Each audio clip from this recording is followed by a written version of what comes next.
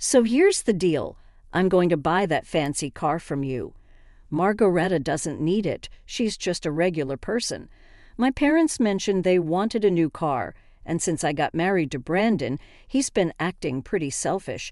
He's been eyeing up the nice car my parents gave me, and I've had enough of it. My name's Margareta. I'm 25 and I met Brandon in college. We've been married for 2 years now.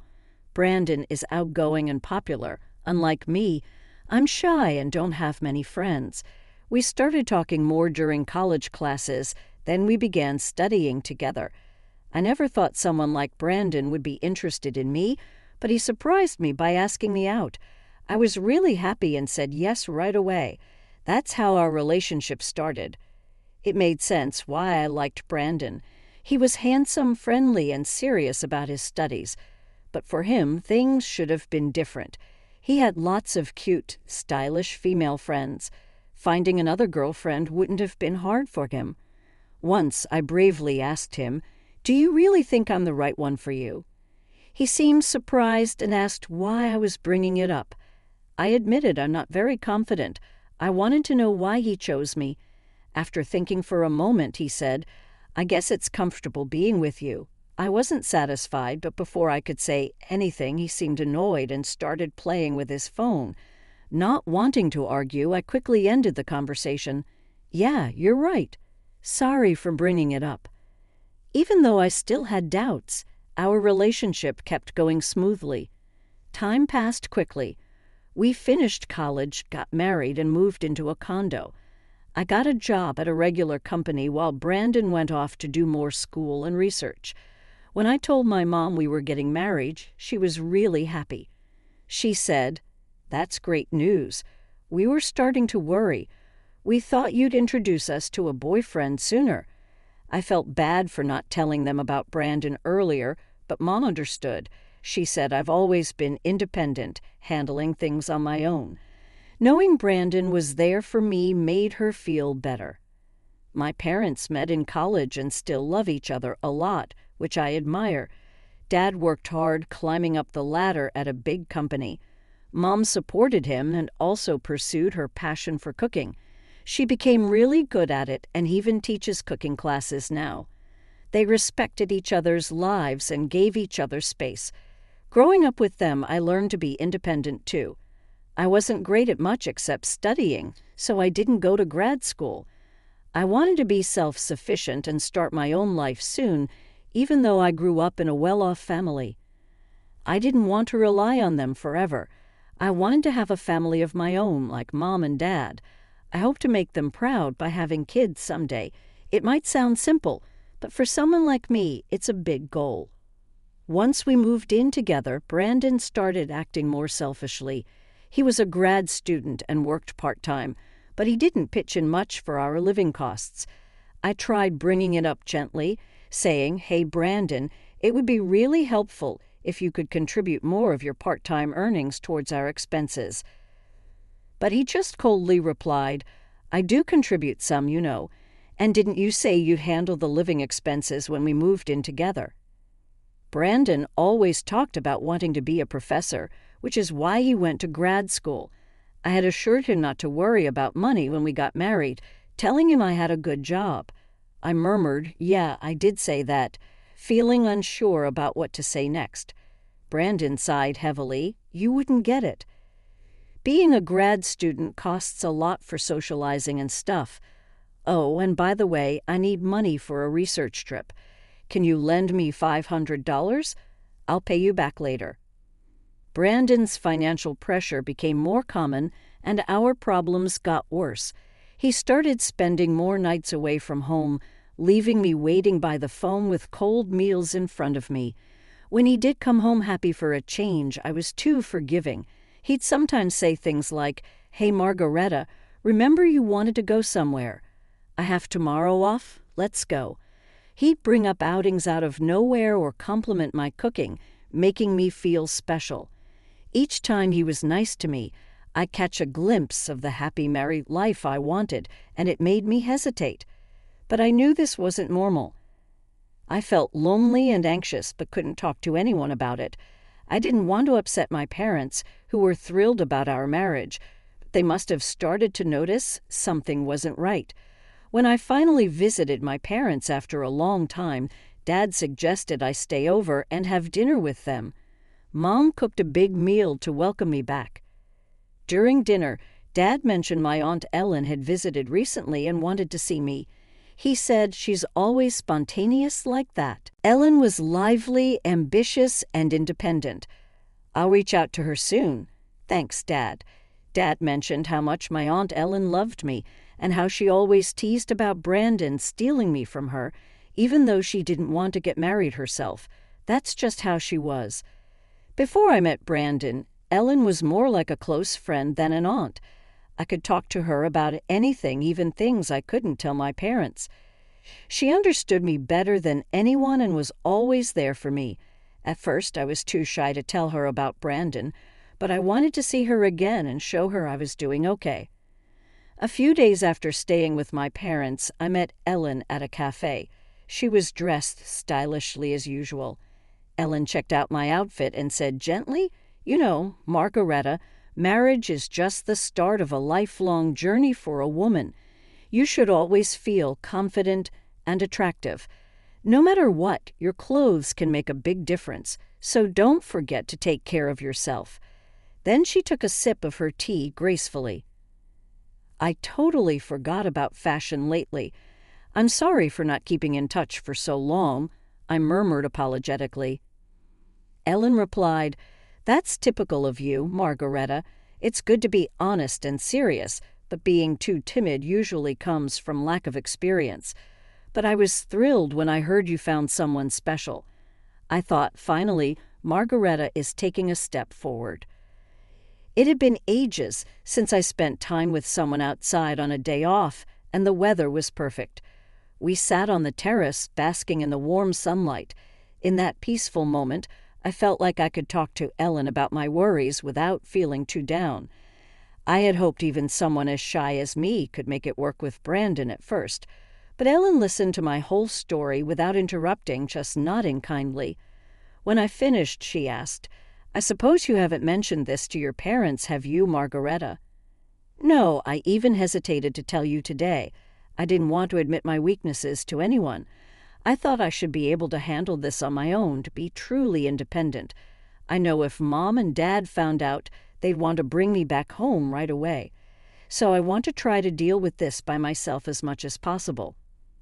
Ellen respected my decision and didn't push further, but she added, "If you ever really need help, let me know first. If my dear Margareta asks for help, I'll be there for you no matter where I am." A month later, Mom called and said, "When you have time, could you come over? It's not urgent." Since I had the next day off, I went to see my parents. When I saw a car parked in the driveway, I couldn't contain my excitement. "Dad, is this car new? Did you just get it? Dad, can I really take it for a spin? What if I crash it?" I teased, feeling excited about the fancy car. "Don't worry about that. This car is for you, Margareta. Use it however you like. It'll come in handy," Mom whispered to me. "We saw this car in a TV commercial and you said you liked it." Dad recalled, "So it's our gift to you. You've been going through a tough time lately, so we wanted to cheer you up. If things get tough, just drive this and come home anytime," he said with a warm smile. The car Dad got for me was an SUV from a famous foreign brand, and he even arranged a parking spot near my condo. I couldn't believe it and laughed in disbelief later when I was driving downtown. I reached into my pocket, found the car key, and pressed the button. The lights flashed in all directions. Just then, I heard a familiar voice calling out from behind, "What's with the car?" I turned to see Brandon, my husband, who hadn't been home in a while. It felt like we were living separate lives. I was speechless as he looked at the car with a smug expression. "Ah, I see, a gift from your parents, right." Every time I faced Brandon, I struggled to find my voice, but I was tired of feeling that way. "Brandon, don't you care anymore? Do you even care about me?" I managed to say, gathering my courage. Then Brandon said something shocking. "Are you just realizing now? Did you really think I love you all this time? It's ridiculous how hopeful you are." His dry laugh rang in my ears. Something inside me snapped, and I blurted out louder than usual, "Then why did you marry me?" "Wow, really? You're going to be that cold about it?" I couldn't believe what Brandon was saying. "So marrying me was just a meal ticket for you, huh? And now you want the car too because it's wasted on me. That's just great." Brandon didn't seem to care about how hurtful his words were. He added, "You know we're getting divorced. Without me, you'll never find another man, so think about it." With those words, Brandon left without a second thought, leaving me feeling angry and heartbroken. My head pounded with a headache. I sat in the driver's seat for a while, trying to calm down. Eventually, I called my Aunt Ellen for advice. A few days later, I agreed to the divorce and moved back in with my parents. They welcomed me with open arms, and life started to feel peaceful again. But that peace was short-lived. One afternoon, Brandon showed up at my parents' house with his parents. They sat down in the living room, and Brandon's father spoke up in a stern tone. "We're here to talk about our son's divorce. It's urgent." When drafting the divorce papers, I warned Brandon, "If you don't agree to the divorce, I'll use my parents' connections at the university to ruin your future. It wouldn't be hard to damage the career of a junior registrar if their daughter complains." Brandon's father claimed Margaretta's behavior was too harsh. It's clear she was trying to intimidate him. We could easily challenge the divorce. Behind her plain appearance, she's actually a mean and greedy woman. Poor Brandon. He continued, "I heard she paid him to stay away. She must have had other men over. We need to go to family court and claim that Brandon was threatened by his wife. But if there's a proper apology, things might change. For example, if Margaretta gives up that car she's driving, it might help smooth things over." Brandon and his parents remained silent, just listening to their father's protests. Suddenly, the doorbell rang and Mom went to answer it. Ellen appeared behind Mom as she came back to the living room. "Sorry I'm late. How's the discussion going?" Brandon's family had met Ellen once at my wedding. "What are you doing here? It's rude to barge in like that. We're busy right now. Outsiders should leave," Brandon's mother objected. No, don't be like that. You've heard about Brandon's divorce, right?" "How would an outsider like you know about that?" Brandon's mother snapped. "I had been informed by my brother earlier. I couldn't miss such an important moment for my dear niece," Ellen said, offering a reassuring glance. "You're probably here to stop the divorce or for money. Can you still say that after seeing this?" Ellen pulled out a stack of documents from her bag, laid them out on the table, and showed them to everyone. "I hired a detective to look into this. It turns out Brandon has been cheating on Margaretta with multiple women despite being married. He hardly came home because of it. He took advantage of Margaretta's kindness and even asked her for money." "That's ridiculous. I was just busy with my research at the university. When I did come home, we ate together and went on trips, right? We were like any other married couple, right, Margaretta?" "Say something," Brandon said defensively. "You don't need to defend yourself. We'll handle this. It's not your fault." "We understand," his father reassured him. "That's right. These documents from who knows where are surely lies. Our Brandon would never cheat. He's such a kind and outstanding son," his mother protested. "You might be kind to your parents, but that kindness seems to end there. Like father, like son," Ellen countered. "Now, Brandon's mother, take a look at these photos."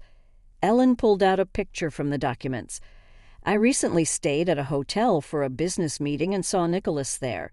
He was with another woman looking very cozy. So I had the detective look into Nicholas too. The results were just as I expected. Do you understand now?" Brandon's mother's face went pale as she grabbed the documents and examined them closely. "What is this, Nicholas? How long have you've been doing this?" "It's all lies, isn't it, Veronica? Stop looking, give me that," Nicholas said, looking panicked as he tried to snatch the documents, but it was too late.